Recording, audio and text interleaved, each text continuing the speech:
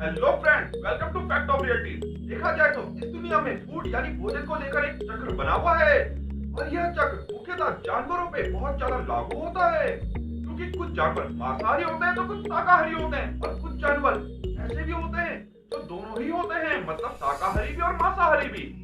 शाकाहारी जानवर घास वास खाकर अपना पेट भरते हैं, तो वही मांसाहारी जानवर शाकाहारी जानवर को खाकर सब पेट भरते हैं और यही एक प्रकृति की फूड चेन है। लेकिन कभी कभार भोजन की कमी होने के कारण मांसाहारी जानवर भी आपस में भिड़ जाते हैं, भले ही वो अलग अलग जगह पे क्यों ना रहते हो। जैसे कि हम बात कर रहे हैं पानी में रहने वाले मगरमच्छ और धरती पर रहने वाले जगुआर के बारे में। भोजन की कमी होने पर जगुआर मगरमच्छ पर हमला करने से भी नहीं डरता है। तो आज की इस वीडियो में हम आपको बताएंगे यदि जगुआर मगरमच्छ पर हमला करता है तो क्या परिणाम होंगे, कौन है ज्यादा शक्तिशाली।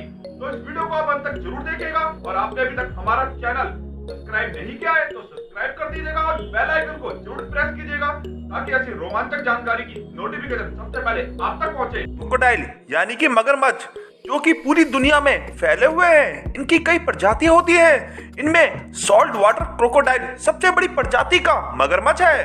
क्रोकोडाइल पानी के अंदर छिपकर अपने शिकार पर घात लगाकर हमला करता है। यदि इसके जबड़े में कोई शिकार फंस जाए तो उसका बच पाना बहुत ही ज्यादा मुश्किल है। यह केवल धूप से ऊर्जा लेने के लिए नदी के किनारे आते हैं, बाकी का समय ये पानी के अंदर ही व्यतीत करते हैं।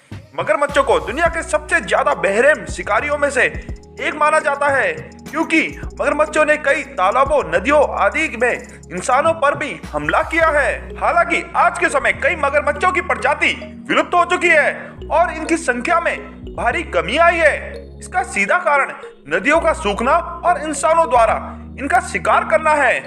मगरमच्छ को सरीसृपों यानी कि रेप्टाइल्सों का राजा माना जाता है। इनको यदि कोई जीव पानी में टक्कर दे सकता है तो वह है केवल हिप्पो और एनाकोंडा जैसे विशालकाय सांप ही इन्हें टक्कर दे सकते हैं। मगरमच्छ धरती पे भले ही धीमा हो लेकिन पानी में इसकी रफ्तार काफी तेज होती है। तो अब बात करते हैं जगुआर के बारे में या फिर लियोपार्ड के बारे में। यह दोनों एक जैसे ही दिखते हैं और मगरमच्छ पर हमला करने से नहीं डरते हैं। लियोपार्ड एशिया और अफ्रीका में पाए जाते हैं और चालाक शिकारी माने जाते हैं, तो वहीं जगुआर अमेरिका में पाए जाते हैं। लियोपार्ड और जगुआर में बहुत कम अंतर होता है। जगुआर के शरीर में काले धब्बे दूर दूर होते हैं और बड़े होते हैं, साथ ही सिर का आकार भी लियोपार्ड से बड़ा होता है और जगुआर लियोपार्ड से ज्यादा मस्कुलर भी होता है। इसीलिए जगुआर को शेर और बाघ के बाद तीसरी सबसे बड़ी बिल्ली की प्रजाति का दर्जा मिला है। तो इसीलिए जगुआर तेंदुए से ज्यादा सक्षम होगा मगरमच्छ का शिकार करने में। जगुआर पेड़ पर चढ़ने पर निपुण है और पानी में तैरने पर भी निपुण है। यह भी घात लगाकर अपने शिकार पर हमला करते हैं। यदि जगुआर और क्रोकोडाइल का आमना सामना होता है तो क्या होगा, दोनों ही खतरनाक मांसाहारी जानवर हैं। तो सबसे पहले इनके बारे में कुछ महत्वपूर्ण बातें जान लेते हैं।